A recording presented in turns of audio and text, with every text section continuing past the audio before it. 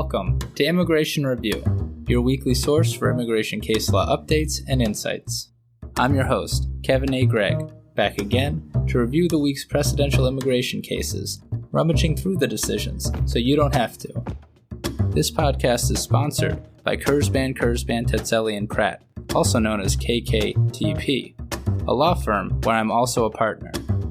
Whether you are facing an immigration obstacle, a serious injury, or a legal issue in your business, KKTP will aggressively protect your best interests. This podcast is also sponsored by DocketWise, an all-in-one immigration forms and case management solution trusted by thousands of immigration lawyers across the U.S. I really like DocketWise. It makes immigration applications easy by allowing the clients to provide information through simple online questionnaires that are shareable by text or email and available in multiple languages. Not only that, DocketWise provides a comprehensive group of case management features, including invoicing and calendaring, secure messaging, task management, and a lot more. You can learn all about DocketWise and receive a 10% discount on your subscription by heading to docketwise.com/immigration-review, so they know we sent you. And as always, this show does not constitute legal advice and has no bias other than to keep you up to date and to enable you, my dear colleagues, to excel in court.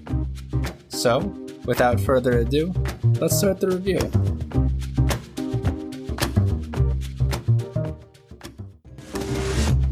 Can you believe that the circuits published no cases this week? Lucky for all of us, I had a special episode ready to go that I was going to post later this month, but I guess I'll post it now. In this special episode, I interview attorney and author Dan Lawton about his new book, Above the Ground, a true story of the Troubles in Northern Ireland. Dan Lawton is a shareholder at the law firm Kleindienst and has built a practice focused on civil trial work, intellectual property, and complex commercial litigation. He is certified as a legal specialist in appellate law by the State Bar's California Board of Legal Specialization. Over the years, he has also taken on numerous pro bono cases, and one of those cases inspired Dan to publish the book Above the Ground. The book is a very engaging journey through one of the darkest periods of Northern Ireland's history, and I'm going to talk to him all about it in just a minute. Dan is both a writer and a very accomplished practicing attorney based in San Diego, California. Dan's short fiction and columns have appeared in The Recorder, Sheep's Head Review, the Los Angeles Daily Journal, and the Daily Transcript, for which he wrote a bi-weekly column called On Law. Copies of all these pieces are available upon request.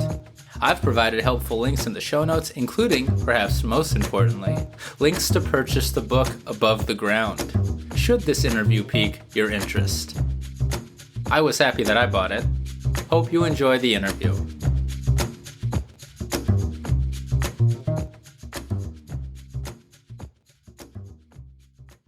Hello, Dan. Welcome to the Immigration Review Podcast. Hi, Kevin. It's great to be here. Thanks for having me. As you know, I have a case law podcast, and so I do interviews of people really just kind of whenever I want. But this is the first time I've actually read someone's book and then interviewed them about that book. So I feel like a real podcast host. I feel like kind of like a late night comedian talking to the authors. So thank you for that opportunity. And please bear with me as I ask you questions that I actually had while reading your book. Your book is Above the Ground, a true story of the Troubles in Northern Ireland. I read it. It's very good. In fact, I couldn't put it down, particularly the first half, where you really transport the reader right into the middle of 1970s, 1980s Belfast at the height of the Troubles. So congratulations on your book. But first, a bit about you. I understand this is your first book? Yes, this is my first book. And I mean, you're not an author, right, by trade? You're a pretty established appellate attorney by day, right? I'm a practicing lawyer. I've had some things published before Above the Ground. I had a few short stories published, some essays and columns, but this is the first book that I've written. I hope it won't be the last, and I really hope people will like it. But in order to write it, as you point out, I'm a practicing lawyer, so I felt I had to take a sabbatical of 16 months away from my law practice so that I could give the book the time and attention that I thought it was going to require. That's great that your firm could do that. I mean, to be clear, you're with one of the largest firms in San Diego, and you have a management role in that firm. So to take over a year away to write it's no small thing, I imagine. Well, it was an even bigger thing because at the time I did it, I was on my own. I had my own small firm at the time. I wasn't with Kleindance like I am today. Ah, And so I called in my team and I laid them off and, explained to them why I was doing it. And for me, it was kind of a now or never moment. In April of 2018, this was the moment when I could afford to take the sabbatical. The cases were in such a state that I could step away for 16 months. I don't think there's any way I could do that, today as part of the firm that I'm with now. Or if I were to do it, if I were to persuade management to let me do something like that, it would be unprecedented. I actually want to get to that towards the end of this interview because I didn't know that. I assumed you had been with the firm at the time you did it. I didn't know you were on your own and you just stopped practicing law for all that time. I'm not going to make you summarize the whole book and talk all about that. Readers need to buy it. But I think some background is in order for the listeners who aren't history buffs or who haven't seen the latest season of The Crown, or maybe it was 2 seasons ago. And this conversation will make zero sense otherwise. What is the Troubles? Well, the Troubles was a conflict that lasted about 30 years that included a guerrilla war that was fought by the Irish Republican Army against the British government and its forces and proxies in Northern Ireland from 1968 until 1998, when the Troubles are said to have ended with the signing of the Good Friday Agreement, an agreement that Senator George Mitchell had a lot to do with brokering at the time. But it wasn't just a military war, it was, or a paramilitary war, and there were certainly both military and paramilitary aspects to it. It was a conflict involving a deeply divided society in which there was a lot of discrimination, a lot of harassment of the minority group, Irish Republicans in the 6 counties of Northern Ireland. And the war was, fought in an unconventional way by the IRA and involved a loss of life that was staggering for, that small country that covers geographically about the area of Connecticut. It's a lot more complicated than what I'm about to say, but people sometimes think about it. Correct me if I'm wrong. There's 2 Irelands, for lack of a better word. There's the country of Ireland, which is Southern Ireland, and then there's Northern Ireland, which is part of the United Kingdom. Southern Ireland, or the Irish island, is, I guess, majority Catholic, right? But Northern Ireland is majority Protestant, and the Catholics make up a minority of Northern Ireland. And while it's more complicated than this, a lot of it is sometimes dumbed down to Catholics versus Protestants. Is that somewhat accurate? I think it is accurate to say that it's dumbed down, made into a sort of a religious war. Right. And when I was younger and trying to understand the Troubles from reading American press stories about it, they made it seem like that or sound like that, which it really wasn't. It was really a conflict over human and civil rights, or it started that way in the late 60s with civil rights protests that were initiated in a nonviolent way by Irish Republicans who all happened to be Catholic. Now, for historic reasons, the people on each side of that divide in Northern Ireland are, or traditionally were, one or the other. If you were a Protestant, you were likely to be loyal to the British Crown and to believe that the 6 counties ought to remain a part of the UK. If you were Catholic in Northern Ireland, you were likely to be, treated something like African Americans were treated in the Jim Crow South. Mm.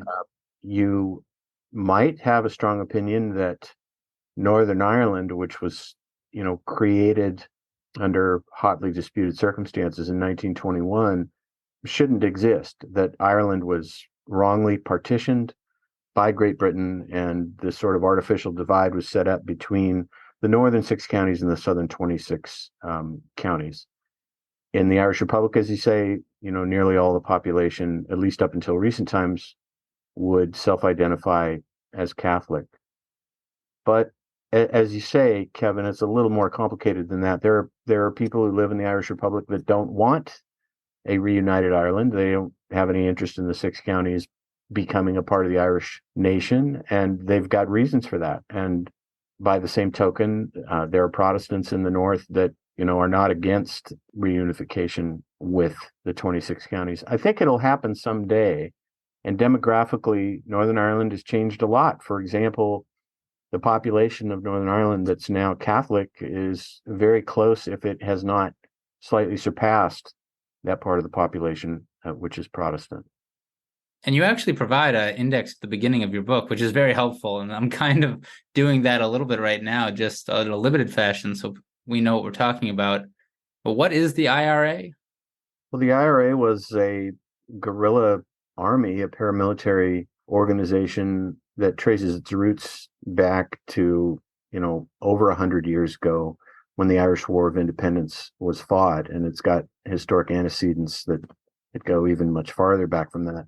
But in its modern incarnation, the IRA sprang up in about 1969, quickly divided into two groups, the official IRA and the provisional IRA. And so when most people say the IRA, they mean the latter group, the provisional IRA. That was the so-called military wing of the Irish Republican Army. It was a volunteer organization that started out, and eventually probably crested in terms of numbers of members in the low thousands, maybe in the early 70s, before Gerry Adams, who was then the head of the IRA, something he's always denied, decided that it wasn't working and a small cell structure needed to be adopted and to replace the old, mass model of brigades and so forth. And very small cells of 4 volunteers each would be the operational structure on the ground. So the IRA, was a very violent and ruthless paramilitary organization, and they did a lot of harm. The book is really about Kevin Berryart, even though he's not in your title. Briefly, because it's a whole book about him. Who is Kevin? Not me. Originally, his name was in the title, but as you know, publishers have a certain degree of control, and they want certain things. And one of the things they want is they want maybe change the title of your wonderful book that you think has such a wonderful title. In this instance, Above the Ground, the Kevin Berryart story became Above the Ground, a true story of the troubles in Northern Ireland. Interestingly, there's a European publisher that just picked up the rights to publish over there, and they have said already they're going to be changing the title. I think Wild Blue, wanted a title that was a little more American audience friendly, and obviously a European audience has a different perspective. So, but Kevin Berryart was a young man adopted by his aunt and uncle after his mom gave birth to him as a teenager out of wedlock. He was born in what was then called a mother and baby home in a convent in County Westmeath. Yeah, that part was a fascinating part. You jump right into that, and I couldn't even that, which has nothing to do but set up the background of Kevin Berryart, was very interesting to me. Just really a different time. It was a different time, and in that particular time, in that particular part of the world, if you were the product of an out of wedlock birth, you were probably going to be born in a convent and taken care of along with your mother by the nuns there, and then adopted out. And indeed that happened. And Kevin's dad, his adopted dad, John Art, was a prosperous businessman. He owned a gas station that had a diner attached to it. That made him a prosperous businessman for Northern Ireland during the 1960s. And they brought up Kevin in a comfortable area, relatively affluent upbringing. That all changed when he was 15, and he got a girlfriend named Lorraine Keenan, who was from the New Lodge, which was a very working class area, heavily Catholic area, much closer to the center of Belfast. He moved out of his home because of a quarrel that he had with his mom over Lorraine Keenan. And then went to live with her family. And then for the first time, he was exposed to what the troubles were and saw and experienced poor treatment at the hands of British Army soldiers who patrolled that area very heavily in that time, and the police, who were the Royal Ulster Constabulary. And he began, a different chapter of his life, one in which he developed some anger and some defiance. He's about the troubles, yeah. He essentially gets caught up in the troubles because he has a very teenage argument with his mom. And you speak with his mom, or at least you relay statements from his mom. I mean, I just cannot imagine. Well, I take that back. Did she ever make that connection, his mom, that it's not her fault, but for decisions that were made when he was young, maybe none of this happens to Kevin? I'm sure she's aware of that. I don't think we ever had that particular conversation, but that family, really went through hell, experienced hell.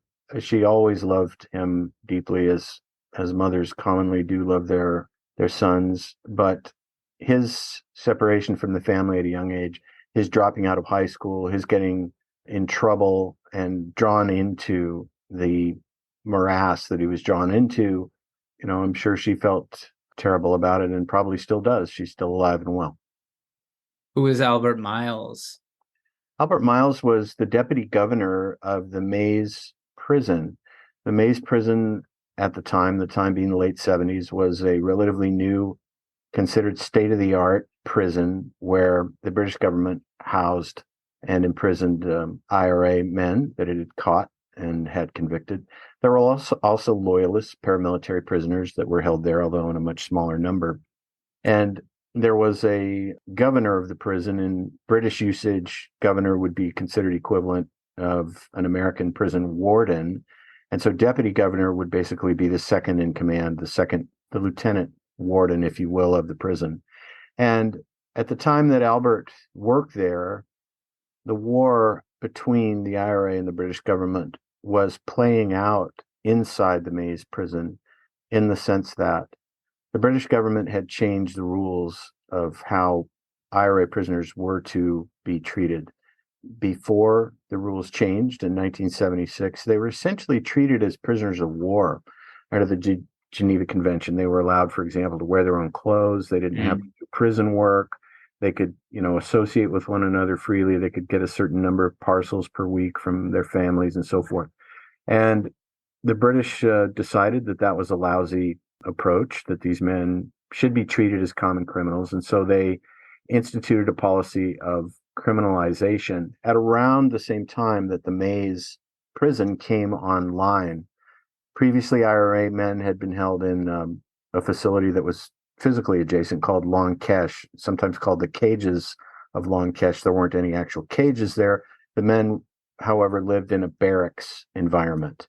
There'd be 40 or so prisoners in a barracks. There was a barbed wire perimeter and soldiers and so forth. But the British decided that Long Kesh had become a breeding ground for terrorism, because these IRA guys would get sent there. And then what would they do? They'd be left alone in the barracks. They would drill. They would learn about bomb making and tactics and so forth. They would be indoctrinated. And then when they'd served their time and got released, they'd go straight back to active service in the IRA. So the British government thought it would be a good thing to do to discontinue that approach, to put these men in cells, to treat them like prisoners, to make them wear uniforms, to make them do prison work. And Albert Miles had the misfortune of being at the prison when those rules were instituted and the IRA prisoners began to protest. It started with the so-called blanket protest, then escalated to the dirty protest, and eventually culminated in a series of hunger strikes in which 10 men starved themselves to death, starting with Bobby Sands, and there were 9 others which followed him. Because of the hard feelings, the antagonism, the conflict between the guards, who were, the boots on the ground in the war against the IRA inside the Maze prison, there was a lot of violence, a lot of hard feelings, and the IRA started going after British prison officials on the outside, in their homes, on their way to church, whatever. And Albert Miles was one of the victims of that campaign. He was thought of as being cruel, He had these men who refused to bathe, scrubbed down with deck brushes that had wire bristles, and he, rightly or wrongly, earned the hatred of the IRA because of his perceived role in the treatment of their men inside the maze, and that's what got him killed. He was assassinated in his home in front of his wife and child. And again, I don't want to do your whole book. You open with this. Eventually, Kevin Berryard is convicted of that murder. But who killed Albert Miles? No, I'm just kidding. That is kind of what the book leaves that thread there. I don't need you to answer that. You can find out if you read the book to the end. You will find that out. You hint at it throughout the book, but that is your strong opinion based on all of your research. There isn't proof on who killed Albert Miles to this day, is there? Well, we know that Charles McKiernan confessed to it. We know that a lot of people were confessing to a lot of things. Absolutely right. That's a great point, Kevin. But Charles McKiernan recanted his confessions to some other things at the encouragement of the IRA, but not to this particular crime. In addition to that, Maurice Gilvary, without giving away too much, I think there's enough there for the reader. But as you say, it's a fair point. What is the hard evidence of exactly who these murderers are? I tried my best to accumulate as much evidence as I could of the identities of Albert Miles's killers. And as you might guess, the former IRA men who would know the answers to that, they're not talking right to this day. I don't believe there's anybody still alive that they have to protect. But the Boston College Oral History Project, paraphrasing that or just using shorthand for the sake of brevity here, I think caused a lot of former IRA men to develop a real reluctance to talk to people like me. And I still got to talk to some of them. But that project, resulted in criminal prosecutions of former IRA men who wow. have given interviews to Boston College interviewer named Ed Maloney on the condition and subject to the strict promise that none of the tapes would be heard until after the interviewees had died.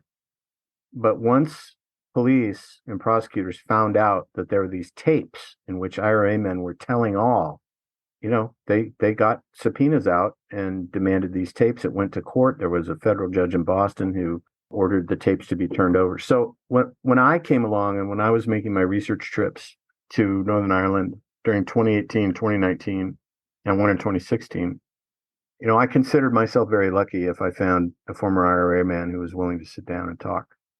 The book isn't about who killed Albert Miles. I think it's an excellently researched book, and you do a very good job leading the reader. I think painting Maurice Gilvary in particular into what I'm sure he was. I think it's pretty obvious early on in the book what your views about him are. And also, I think that your title, to get back to it, is actually great. I like that it's called The True Story of the Troubles in Northern Ireland, because it is bigger than Kevin Berryard, even though he's the focal point. But Kevin does get convicted, and then he makes his way to America. I'm not going to get into how, but he's on the lam. He's living in hiding in San Diego and then in San Francisco for years. And the book kind of seems to me to channel some of Kevin's righteous indignation. Was that intentional? He went through hell, Kevin.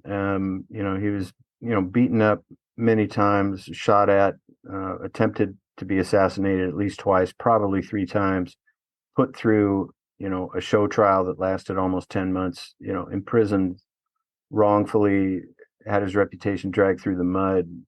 Yeah, he's got a little anger. I think that's a fair statement. Well, you've been involved in this for about 30 years. Is that correct? Do you have some of that anger and indignation?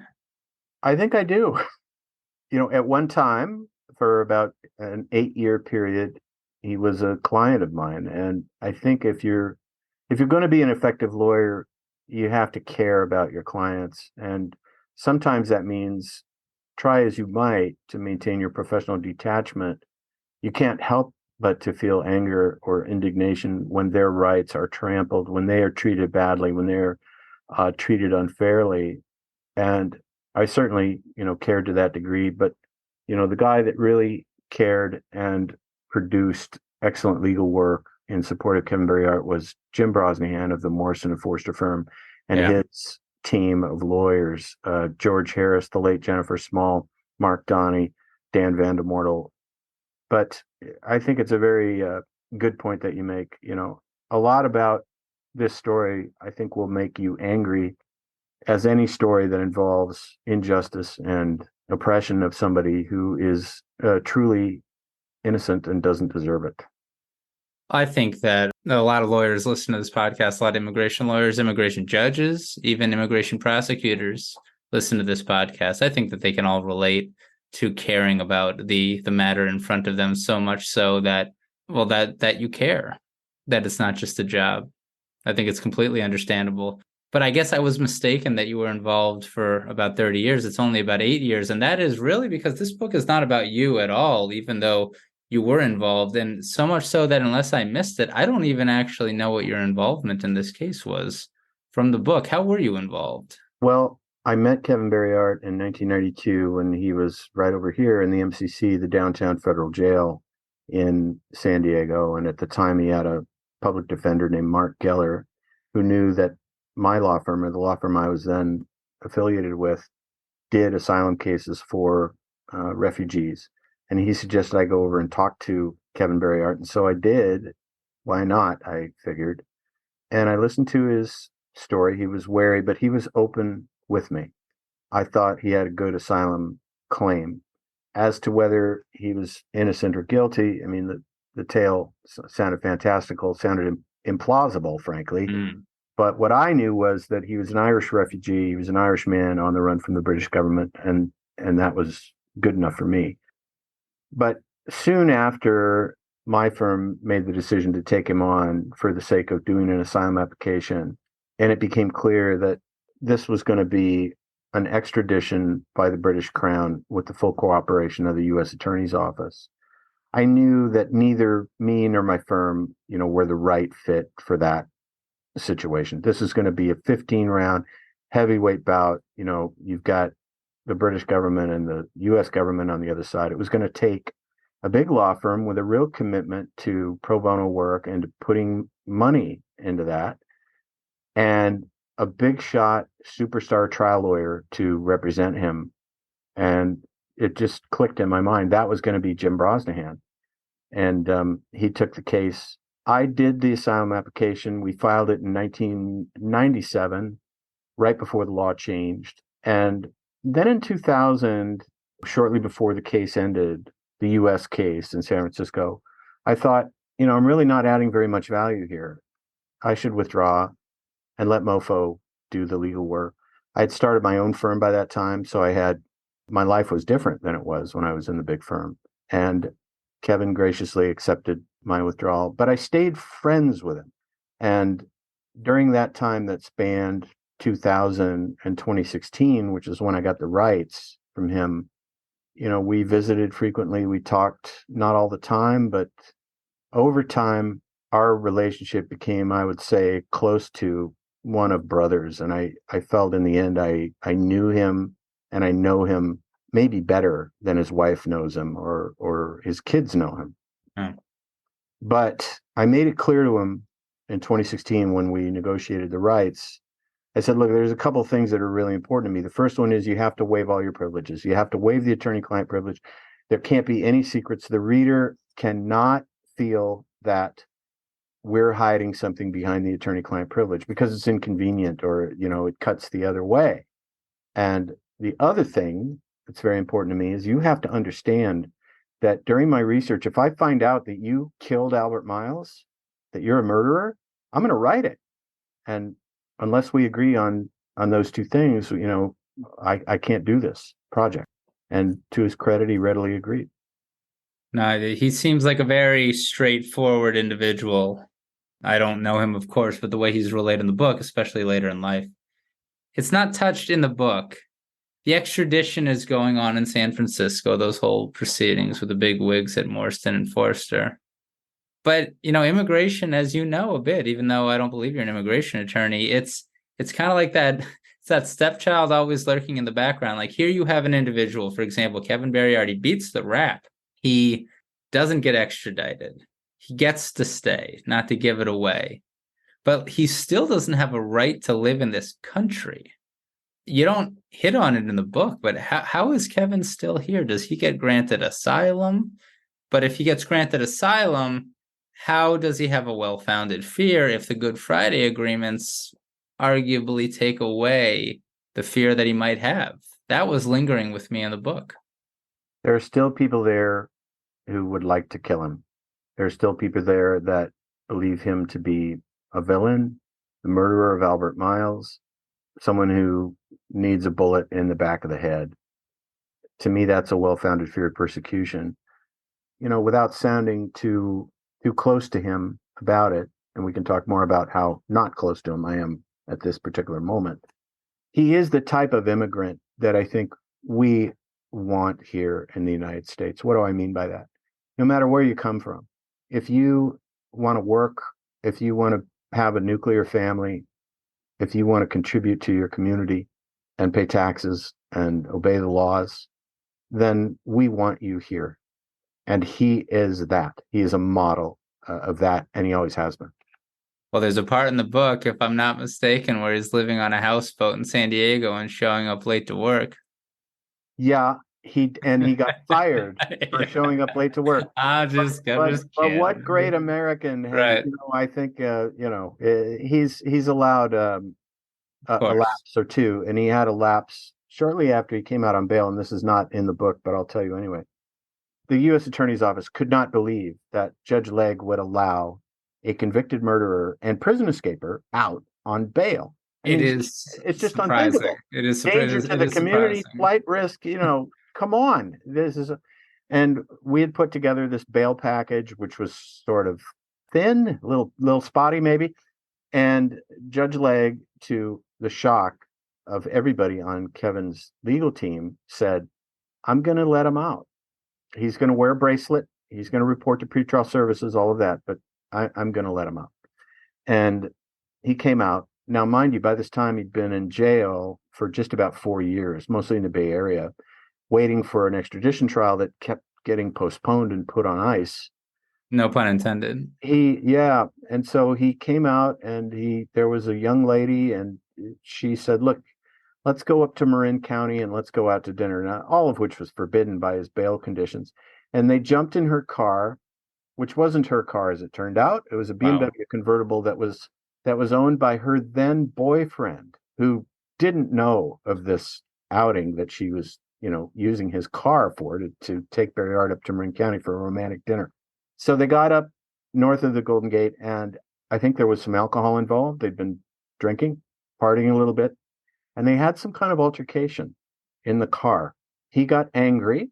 Maybe she jumped out, and then the car wound up running into an embankment that consisted of large rocks and crashing. They were not injured. Somebody saw this and called the police. The police arrived. He was wearing the only suit that he had at the time, which was his court suit. And the officers told him to get down on the ground. He didn't want to get the suit dirty. He wound up fighting the police. He got arrested, taken to jail. He hasn't been out for longer than 48 hours. The MoFo lawyers found out about this, and they were just apoplectic, besides themselves. We worked so hard to get him out, and this is what he does. So, of course, news of this incident reached Judge Legg, and Judge Legg said to all the lawyers there assembled, "Well, every Irishman is entitled to one drunk." Wow. And he let it slide. He's not perfect. None of us is. It's not perfect. I guess he's got the right judge for who he is there, though, on that. And to be clear for everyone, MoFo means Morrison and Forrester, not what colloquially some younger people might think. That's incredible. But the guy's had trauma, as you document, that is unlike anything you or I can quite frankly even imagine. I wonder, based on what you've said, I mean, eventually you said that when you started meeting with him in 92, it was sufficient that he was a an Irish Catholic fleeing the United Kingdom government. But at some point, you realize he's innocent. I mean, what's it like to represent someone who you know is innocent? Did you ever get to that point? And if so, what's it like? I got to that point in 1995, and from 1992 to 1995, this was sort of the metamorphosis of my views of his guilt or innocence. In 1992, when I sat with him over here at the MCC, the tale that he spun for me, just as I said earlier, sounded fantastical, implausible, improbable. There were men trying to shoot you. They were off-duty police. Right. And some other men came into another place where you lived, and they shot your landlord by mistake, and the landlord wound up in a wheelchair. That part is crazy. You escaped from the Maze prison. What? And then when Albert Miles was buried, or after he was buried in the cemetery, you happen to be the stonemason that builds, the monument, the grave site of Albert Miles. It all sounded, and you'll meet some people around these issues that are fabulists, or they're not telling you the whole truth, or they're telling you some version of truth that they sincerely believe, but which is completely made up. And so I took the view that at some point, I'm going to go to Northern Ireland. I'm going to track down these people that he says exist. I'm going to interview them. I'm going to go to these agencies where records of some of these things would be kept if they indeed happened. I'm going to see if any of this stuff actually happened, or to what degree it happened. You did this in the mid-90s? I did this in 1995 because in that year, Kevin Berryart's case became what I would call unstayed. It had been on ice, as I said earlier. In 1995, it got on track with Judge Legge, and Jim Brosnahan organized a trip of the legal team, which at that time included me, to Belfast. And a group of lawyers and a private investigator named Ray McGrath, who's passed away now, but he was a great guy and a great private investigator, fanned out over Belfast and Northern Ireland for about 10 days. And each of us had a punch list of to-do items, witnesses to interview, documents to get hands on, trial, all of that. And as we did the work, I guess I was pleasantly surprised to find that there were police records that showed, he was beaten up by soldiers on this particular night, as he said he had been. There were police records of this shooting at Al Sloan's apartment, and there was, discipline of these off-duty RUC officers that were involved in it. And I remember coming back to California from that trip and speaking to Jim Brosnahan, who is a very experienced criminal defense lawyer, unlike myself, and who's represented an awful lot of guilty people, as any criminal defense lawyer has. And I remember him saying to me, in his way, his voice, Dan, I think this guy, I think he might actually be innocent. I mean, I think he might be telling us the truth. So I would say it took 3 years and a lot of investigation, but that's when it clicked for me. Something you don't discuss in the book, but it's omnipresent for the second half. It seems to me that we as a society have evolved on our views of the reliability of confessions following interrogation and torture since the 70s and the 80s. What effect do you think that had on how things eventually played out, both in the extradition proceedings and in Ireland for Kevin Berryart? Do you think society's changing views on confessions, maybe the Central Park, was it 5, all of that stuff, do you think that had an effect on his case or not at all? I think it did have an effect on his appeal in the Northern Ireland Court of Appeal, which was decided in his favor in May of 2020. The bench in Northern Ireland now is of a very different composition than it was during the time when Kevin Berryart was tried. You have Catholic jurists on the bench. You have jurists of both denominations that were practicing lawyers at the time of the Diplock court system, and they remember the abuses of that system and the injustices that it created. And it is part of the experience that they bring to the bench. In the 70s and before, the confession was thought to be, the game ender in a trial. Why would someone confess to something that they didn't do? And in the Diplock system, confessions were very heavily relied on, and they were easily gotten because of the methods that were used to get them. But some of the lawyers that defended some of those men during that time are now sitting on the bench. And as you point out, a tremendous amount of data that's in, the mainstream media. The Central Park Five is a terrific example. And there are others in recent times that expose kind of the myth that I grew up with as a boy in suburban Southern California during the late 60s and early 70s. And that myth that was formed in part by watching police dramas like Adam 12 and Columbo and Dragnet was that only guilty people confess. An innocent person would never confess. He would never do that. Police, detectives, they behave honorably. They read Miranda rights. They treat the suspect with great respect, even though the suspect has probably done something really terrible. And then once that case reaches the courtroom, every procedural protection is afforded to the defendant. He's presumed innocent, And I remember one episode of Dragnet where the detectives had messed something up. Maybe they had done a warrantless search, and the court wound up excluding the evidence, and the defendant, who was clearly guilty, from the story of that episode, walked. And I just saw the expressions on the faces of Joe Friday and Bill Gannon, and they were just crushed, and I was too. Right.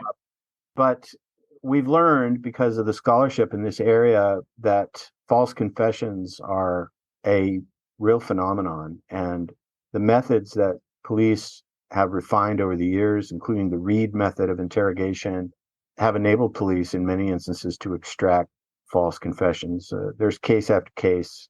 And in our country, less people get the idea that this book is, taking pains to condemn the Diplock system or the British Crown's way of justice during that time.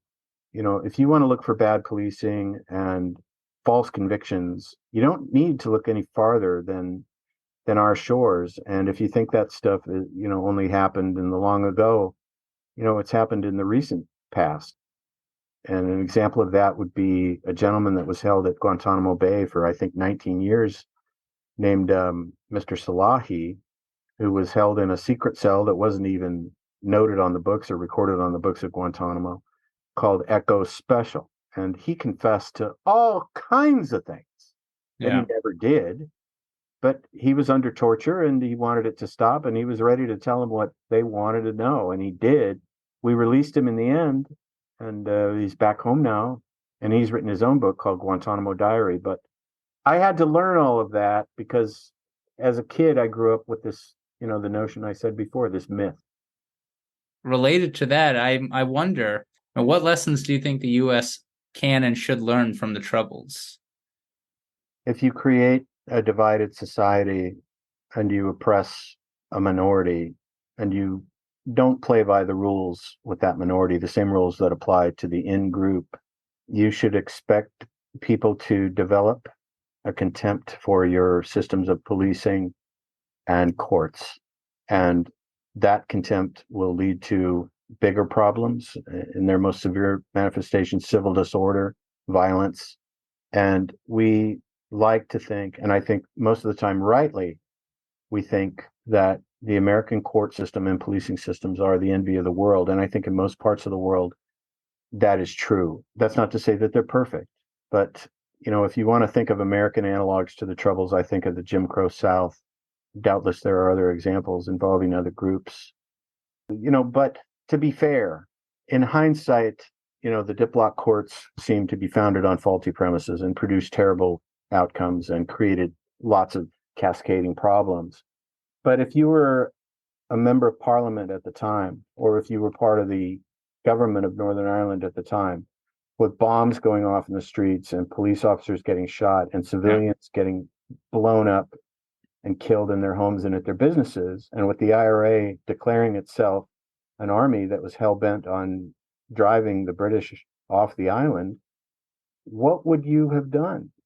Would you have left the court system as it was? Would you have, had Miranda rights for, people that were under confession who possibly were involved in other plots that put people in danger of imminent harm right now? Their reaction to it in the moment created things that we now know were not only destructive, but really dumb, like internment.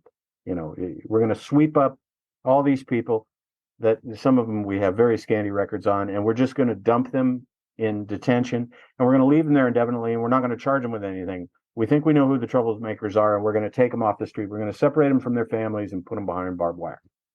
That was a really dumb idea for reasons that, you can imagine. But when they enacted the emergency laws, the man that was responsible, for the recommendations, Lord Diplock, he was a very esteemed jurist, a very high achiever, a very smart man. And, reading his words on paper, as I did when I was doing my research, it's really not fair to him to say, oh, well, this is obviously so crazy. You shouldn't have emergency laws. We had emergency laws after 9/11. They were called the Patriot Act. Now, a lot of people say that Guantanamo Bay never should have been there in the first place. And I think I probably agree with those people. But I cannot put myself in the shoes of our executive branch in 2001 and say that was just an absolutely horrible idea. We should never do it. It is a testament, though, analogizing to the Jim Crow South. I mean, Northern Ireland goes to war, originates some of the modern terrorism that we know of.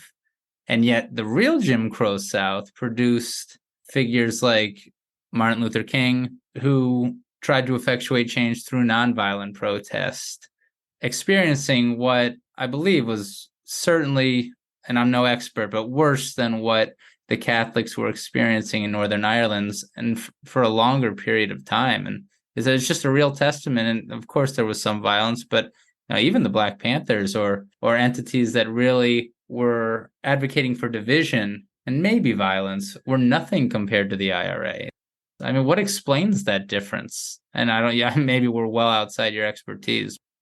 In 1968, when the civil rights movement that was inspired by Dr. Martin Luther King Jr. and Cesar Chavez and Robert Kennedy started, it was a nonviolent movement that very much embraced the principles of nonviolence and the example of those men.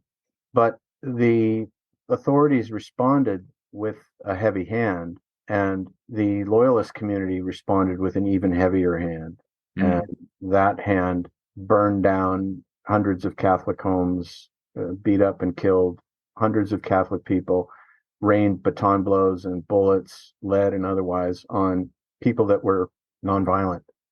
And I would say it got out of control because of several factors, but one of them is that the RUC, the police force, the National Police Force of Northern Ireland at the time, was not set up to deal with this sort of disorder. And as the IRA acquired arms and got more competent at doing what it was doing, the RUC was more and more out of its depth. And so the British Army had to be brought in. And initially they were welcomed as a force that was going to protect the Catholic minority from being destroyed or damaged or injured by loyalist mobs. But pretty quickly, the British Army, too, adopted a heavy hand. And Kevin Berryard experienced that himself. Now, I'm not saying Black Americans in the Jim Crow South didn't experience some of those same things. They certainly did. It's hard. It's a hard question. Maybe Northern Ireland never had a Martin Luther King Jr. Or a Robert Kennedy. What they had was Ian Paisley, who was a unionist nut on that side of it. And they had Jerry Adams and Brendan Hughes and men who decided that the nonviolent way was never going to work. It was just going to get them kicked in the teeth and killed and put in prison, and nothing was ever going to change. What they needed to do was to go to war with an enemy that was already killing their people. And that became the IRA. Now, why didn't that happen in the Jim Crow South is a terrific question, and I think a book could be written about that, and I'm not the person to write it. Yeah. You said that you've known Kevin Berryard was innocent since 1995. You were a practicing lawyer for almost all of that time. What effect has your experience representing Kevin Berryard had on you as an attorney? It was the first time I saw the power of the law to really stick a thumb in the eye of the most powerful establishments that there were at that time, which were the U.S. government and the British government. Here was this Irish guy, painted as a terrorist, a murderer, all of this. he has the effrontery not only to seek bail, but to seek relief from extradition from a federal court. To the prosecutors, to the diplomats, to the British people that are telling our people what to do, that's all nonsense. But a federal court can do the right thing and help David against Goliath. I'd read about that, and that's one of the reasons I became a lawyer, was the beauty of that idea, but I'd never experienced it firsthand. Or, the moment when he walked out on Golden Gate Avenue after being freed from jail after 4 years, what a moment that was. We were waiting for some INS guy to come bumbling around the corner and take him straight to INS detention. So we got him out of there as soon as we could. I would say that the greater effect on me was bestowed on me by my relationship with Kevin Barry Art is not anything to do with being a lawyer. Your clients come and go. Sometimes clients become your friends. Fewer of them become lifelong friends. More often, especially in litigation, if it's sort of a one-off case, if it's a good outcome, they're very happy, you have a celebration, and then maybe you never see them again because hopefully they never get involved in litigation again. But with him, we became very close friends, and we're not speaking right now, unfortunately. And I went into a big depression over that, the loss of our friendship in July of this year. And I hope that we will regain that someday. I'm sorry to hear that. But you've done him justice with this book, in my opinion. And it's not a short book. It's also not too long, and it's engaging. But I'll say that the fact that each chapter is between like 2 and 8 pages makes for an easier read. I found that a nice editorial touch. Whose idea was that? Mine. How come? I admire the writing of Kurt Vonnegut, and one of the things I admired about it was he seemed to write short chapters. You could knock out a Kurt Vonnegut novel in bite-sized chunks. There weren't these interminable sentences and paragraphs and chapters that went on for scores and scores of pages, and you wonder when it's going to be over, and you can move on to the next thing. Yeah. I wanted people to feel like they could, if you got 5 minutes before you're going to fall asleep, you can knock out a chapter or two, and it's a little story in itself. I wanted to go for that. You completely succeeded. How is Albert Miles' son doing today? Alan Miles, who's the son of Albert Miles, and I are getting together in New York City next weekend. I'm meeting him in person for the first time. We've had, phone calls and email exchanges and a Zoom call or two, but he's visiting New York. He's bringing his son, Harry, with him. We're going to get together and have dinner and talk. He feels that the book does not portray his dad in a good light. I'm there to listen.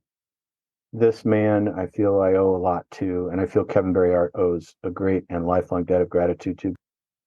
Alan Miles, to me, is a tortured soul, as only one could be after seeing his dad shot down in cold blood from a few feet away, in front of his mother as well. He had choices. He could have become a loyalist paramilitary. He could have fallen off the rails and followed a very dangerous and destructive path. He decided to not do that. He believes in peace and reconciliation and not an eye for an eye. And I think he's a really great person. But I think he suffers every day. How could you not? Right. Well, please let him know when you meet him that I wish him well, and I don't even know him. I'm sure anybody who reads the book does as well. And I think that the humanity of his father comes across in your book. His father's not painted as a saint, but you make it clear that everyone is complicated in the book. I think his father had an impossible job, and that was keeping control of the Maze prison during a time when there was mayhem and disgusting. These guards, the prisoners lived in terrible conditions that some would argue they imposed upon themselves or that they chose for themselves. But to be a deputy governor of the Maze prison in the late 1970s when the protests were going on, how in the world do you do that? You have to keep control of the prison, whether you like it or not. He didn't write the rules. He carried out the rules. He carried out the policies. He wasn't university educated. He came up through the ranks of the prison service.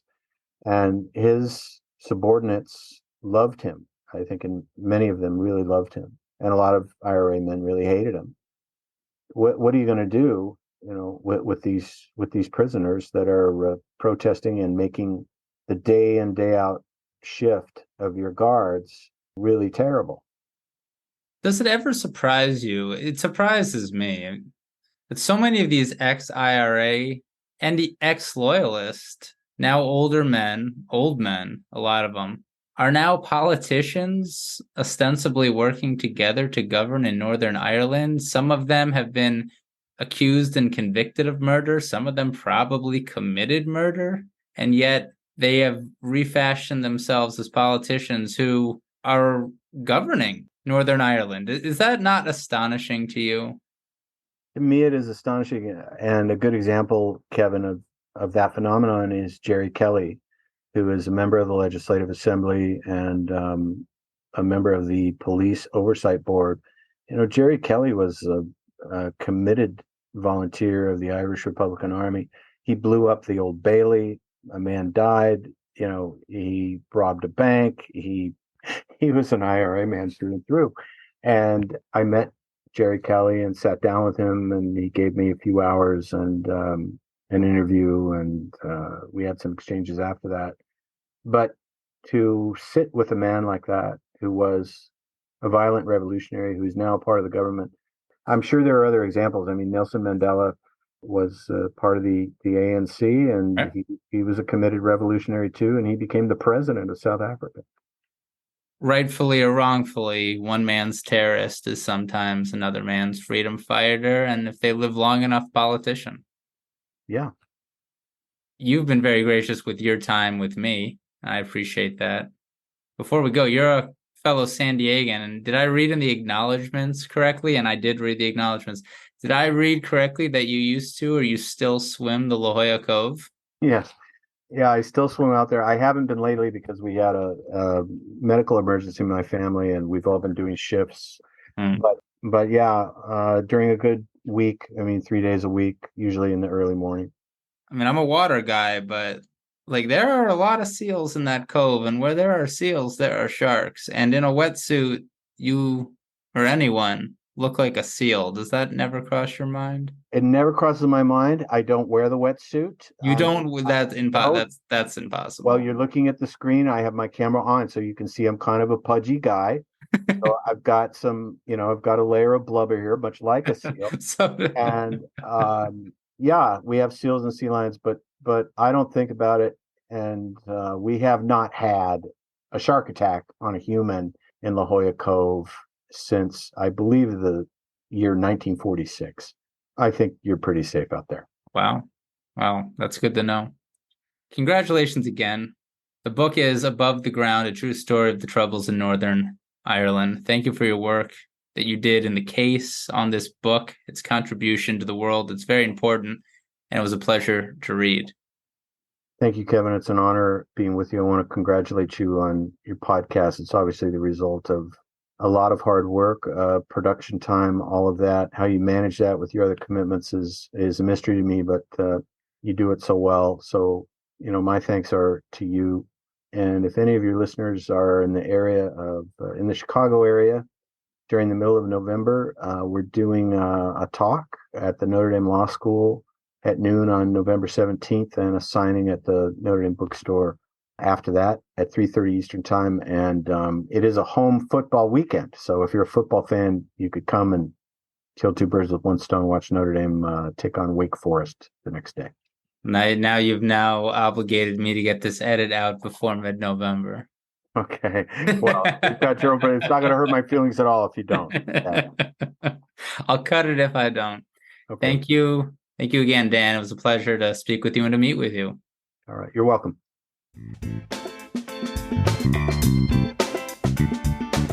So there you have it.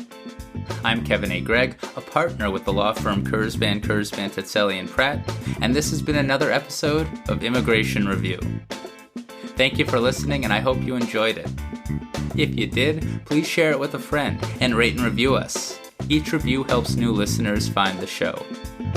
And of course, subscribe to Immigration Review wherever you get your podcasts. If you like what we do and want to become a patron of the show, please check out our Patreon page at www.patreon.com/immigration review or click on the link in the show notes. And if you're interested in an official Immigration Review CLE certificate, email me at kgreg@kktplaw.com with your full name and the episode numbers for the 10 shows you've listened to. Also, feel free to email me with questions, comments, or anything at all, and follow the show on Instagram and Facebook at Immigration Review, or send us a tweet at ImReview, that's IMM Review. I'll be back next Monday for a brand new discussion. Until then, I'm Kevin A. Gregg, bringing you the Immigration Review.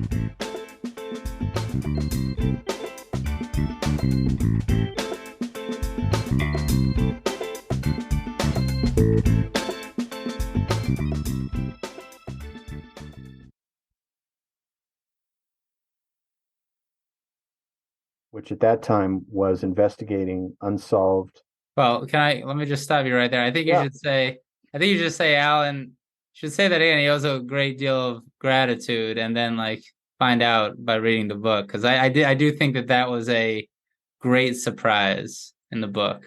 It was a great surprise, but in short, to answer your question, your question was much simpler than the answer which I gave. So let me see if I can do better.